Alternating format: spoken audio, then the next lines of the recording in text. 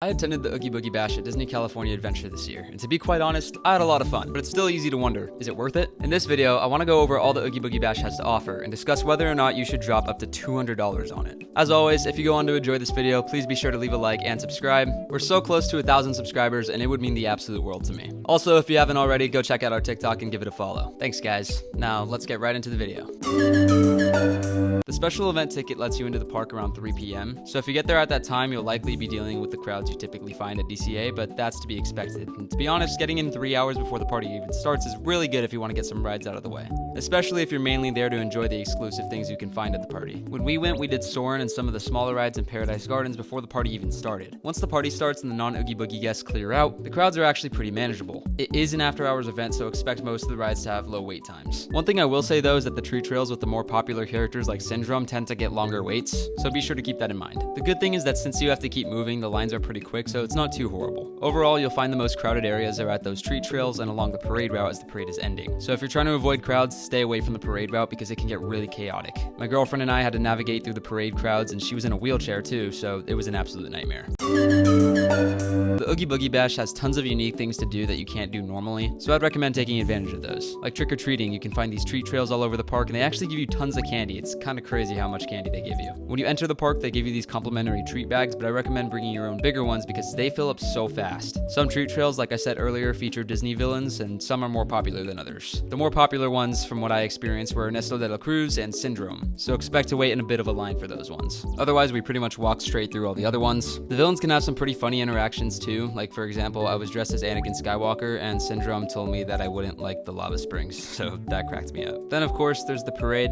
If you're just gonna go like once and then never again in your life, the parade is definitely worth watching. It's pretty good, but not something I'd watch more than once. The good thing is that you don't really have to camp out and wait for super long. You can kind of just show up and find a decent view. We didn't bother watching it this year, mainly because while the parade is going, the wait times kind of just disappear. The parade does go twice, so if you want to watch it the first time and then use it to get on more rides the second time, that's definitely something you can do. We literally walked on Guardians of the Galaxy while the parade was going. Like, we only stopped for the pre-show. It was pretty nice. If you're into food, they do have exclusive food and drink items that you can get. I personally don't care, but here's a list of everything they have that's exclusive. At Award Wieners, there's chili cheese fries with red onion and crushed flamin' hot Cheetos.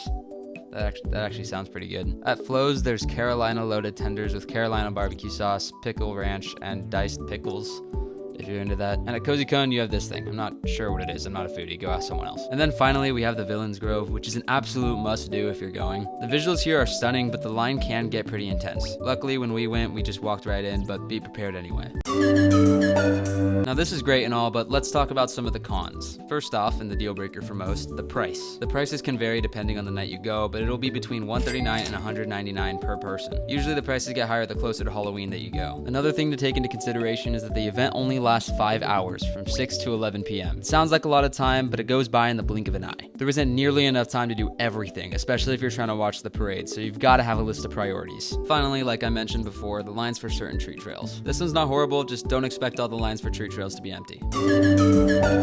First of all, do not waste time. Like I said, time goes by really fast. You do not need to do Jesse's Critter Carousel. If you want to do some of those smaller attractions, do them in the first 3-hour period before the party starts. Second, if you want to get on Radiator Springs Racers, do it during the parade, or right before the parade, just whenever everyone's waiting for it. As you probably know, this ride gets ridiculously long wait times during normal hours, and even during this event, the wait time is usually between 30 and 45 minutes, unless you go during the parade. You'll probably end up waiting like 15 minutes, which is not bad at all. Same goes for Guardians of the Galaxy. Monsters After Dark is super popular during normal hours, so if you want to ride the Halloween version of it, this is the best time to do it. If you want to ride both versions of the ride in the same day, you can. Since the ticket only lets you in past 3 p.m. and the ride changes to Monsters After Dark at 3 p.m., it's impossible unless you have a standard ticket or magic key reserved for that day. I also recommend getting at least 3 laps on the Incredicoaster, which is another ride that gets pretty long waits during the day usually. At the event, you can get on pretty much whenever you want. It'll be a walk-on all night. Unfortunately for us, it was broken down for like over half of the night, so when it finally did reopen, it did have a bit of a wait, but that was just a result of our bad luck. Also, Toy Story Midway Mania, make sure to do that too, as it's the only time you'll wait less than 10 minutes for it. So taking all this into consideration, is the Oogie Boogie Bash worth it? I personally would say yes, 100%. I had tons of fun, and as long as you play your cards right, you can do plenty of what the event has to offer. Although I do prefer when they used to do Mickey's Halloween Party at Disneyland. I think that was more worth the money. But yeah, those are my thoughts on the Oogie Boogie Bash. If you've been, let me know in the comments how it was for you. I'd love to hear your opinions. As always, if you enjoyed, leave a like and subscribe, and stay dangerous.